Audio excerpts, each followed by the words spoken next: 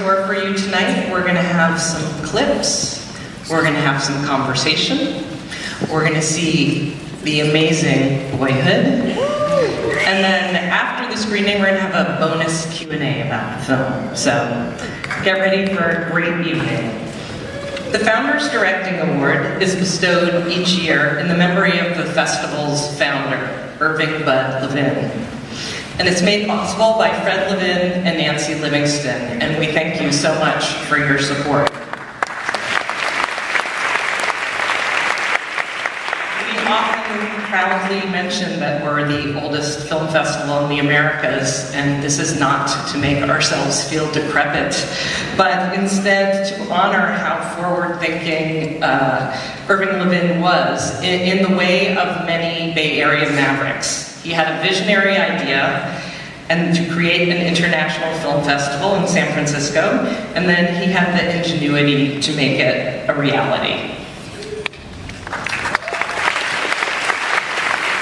Since it was bestowed on Akira Kurosawa in 1986, the festival's directing award has been given to some of cinema's greatest, including Robert Bresson, Joseph Mankiewicz, Ousmane Sembène, Stanley Donen, Arthur Penn, Clint Eastwood, Francesco Rosi, Robert Altman, Werner Herzog, Spike Lee, and Francis Ford Coppola, just to name a handful. It's interesting to note that in 1957, the first year, the film that took home the festival's Golden Gate Award was Satyajit Ray's Pather Panchali. Rai himself received the Founders Directing Award in 1992, which gives him something in common with Richard Linklater, because this year's recipient of the Founders Directing Award also appeared at the festival with his first film, Slacker. The film, which spends a day in the life of Austin, Texas, reveling in the words and preoccupations of some of its inhabitants, became a defining portrait of a generation and one of the cornerstones of an independent film renaissance. It was recently added to the National Film Registry of the Library of Congress. Another reason why it's particularly sweet to honor Richard Linklater for the Film Society is that he shares our love of cinema.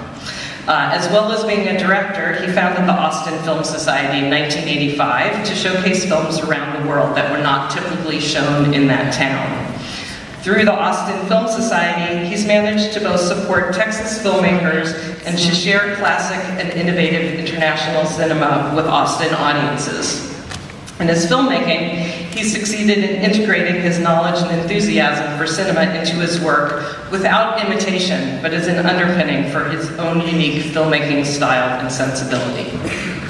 He's worked with large, relatively large, and small budgets, with Hollywood backing and independently. He's explored the fertile themes of labor, conversation, time, athletics, and metaphysics. He's been unafraid, even eager, it seems, to experiment with technique, form, and concept. The film we'll see tonight, Boyhood, exemplifies the way his formal experimentation manages not to distract from, but instead to enhance his film's philosophical concerns and emotional resonance. So now, let's take a look at some clips from the career of